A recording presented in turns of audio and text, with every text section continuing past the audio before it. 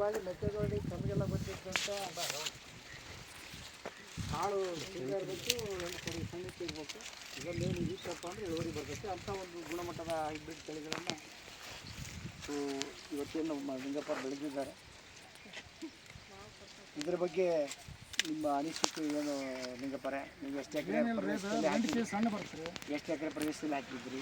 ನೀವು ಎಷ್ಟು ಗೊಬ್ಬರ ಏನು ಹಾಕಿದ್ರಿ? ಅದ್ರ ಬಗ್ಗೆ ಸ್ವಲ್ಪ ಸಂಕ್ಷಿಪ್ತ ಮಾಹಿತಿಯನ್ನು ಕೊಡಿ. ಗೊಬ್ಬರ ಗೊಬ್ಬರ ಡೇಟ್ ಹಾಕಿದ್ವಿ, ಆಮೇಲೆ 20 ಸ್ವಲ್ಪ ಜೋರ ಮಾತಾಡಿ.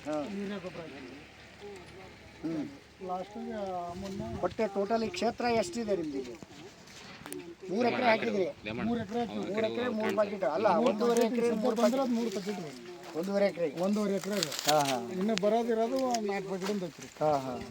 ಇದರಲ್ಲಿ ನಿಮಗೆ ಒಳ್ಳೆ ತಳಿ ಬಗ್ಗೆ ಒಳ್ಳೆ ಗುಣಗಳು ಏನು ಬರುತ್ತೆ? ಲಂಟಿಗೆ ಸಣ್ಣ ಬರ್ತಾ, ಕಾಳು ಉದ್ದ ಬರ್ತ್ರಿ, ಸೂಪ್ ಬರುತ್ತೆ ಅನ್ನೋದು ನಮ್ಮ ಅಭಿಪ್ರಾಯ.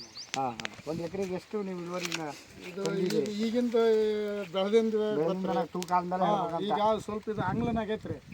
ಸರ್ತಿ ಅಡವು ಇರ್ತದ್ವಿ, ಈ ಸರಿ ಅಂಗ್ಲಾಗೈತ್ರಿ. ಅದು ಯಾಕೆ ಅಂಗ್ಲ ಆಯ್ತು? ಇದು ಊಟದ ಮತ್ತೆ ಸ್ವಲ್ಪ ಹವಾಮಾನ ತಂಪಿಗೆ ಹುಟ್ಲಲ್ಲೋ ಅದಕ್ಕೆ ಹುಟ್ಲಲ್ಲೋ ಹುಟ್ಟಿಲ್ರಿ. ಬಟ್ ಊರವ್ರು ಚೋದ್ನ ಊರ್ಯಾರ ಈಗ ಅಂಗ್ಲ ಅದಕ್ಕೆ ನಮ್ಗೆ ಸ್ವಲ್ಪ ಇಳುವರಿ ಕಮ್ಮಿ ಬರ್ತಾ ಏನಂತ ನಮ್ಮ ಲೆಕ್ಕ ಐತಿ ನೋಡಿ.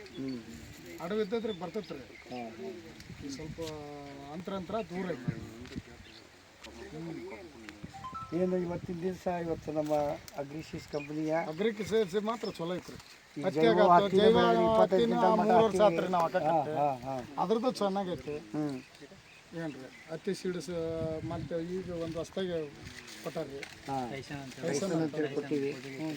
ಆಮೇಲೆ ಹತ್ತಿಯಾಗನ್ನ ಹೊಸ್ದಾಗಿ ಒಂದು ಕೊಟ್ಟಾರ, ಕಿಲಾಡಿ ಕೊಟ್ಟಾರ. ಜೈವದಾಗ ಮಾತ್ರ 25 ನಮ್ಮ ಅವ್ರು 25 ತೆಗ್ದಾರ್ರಿ. ಇಲ್ಲದಾರ ನೋಡ್ರಿ ಅವ್ರ ಕಮ್ಮರ ಬಣ್ಣಾಪುರದಿಂದ. ಏನು ಒಟ್ಟು ನಮ್ಮ ಕಂಪ್ನಿಯ ಬಗ್ಗೆ ತಳಿಗಳ ಬಗ್ಗೆ ನೋಡ್ರಿ ಅವ್ರ ಬೀಗ್ರ ಒಂದು ಒಳ್ಳೆ ಅಭಿಪ್ರಾಯ ಹೊಂದಿರಿ ಲಿಂಗಪ್ಪರ. 4 ಮಂದಿಗೆ ಹೇಳ್ರಿ, ನಿಮ್ಗಿಂತ ಚಲೋ ಬೆಳೀಲಿ. ಬೆಳೆದಾರ್ರಿ ಆಗಲ್ಲ ನಮ್ಮೂರಾಗ ನಮ್ಮ ಕೊಟ್ಟರೆ ಅವ್ರ ಪ್ರತಾಪರಿಗೆ ಕೊಡ್ರಿ. ಮೊದ್ಲು ಅವ್ರಿಗೆ ಅವರ ಎಲ್ಲ ಬೀಜ ಖರ್ಚು ಮಾಡಾರ್ರಿ, ಅವ್ರಿಗೆ ಸನ್ಮಾನ ಮಾಡ್ರಿ, ನಮ್ಗೇನು ಬೇಡ್ರಿ.